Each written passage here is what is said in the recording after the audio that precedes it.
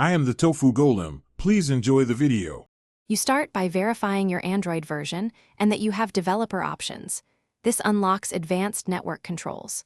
Once done, enable developer options by tapping build number 7 times and return to settings.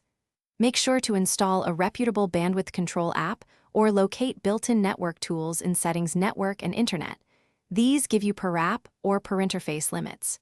You need both permissions and the right app to proceed. Without them, you can't adjust throttling or monitor real-time throughput accurately. Now you configure limits. Open the app or Settings Network and Internet data saver and data usage. You'll set per app limits or a global cap, choosing Mbps for live throttling or GB/day for quota enforcement. Pick values that match your needs.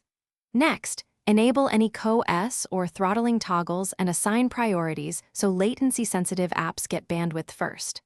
Once applied, watch the live graphs and logs to confirm the new caps are active and that no app exceeds its assigned share. Finish by rebooting the device so system services load new policies. This ensures enforcement across Wi-Fi and mobile interfaces. Then run speed tests and use apps that consume bandwidth to validate behavior. If you see expected capping, you're done.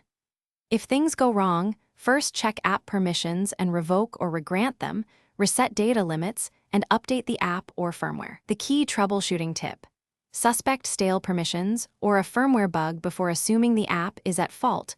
Reboot and reapply limits after. Thanks for watching. Consider subscribing if we helped you today.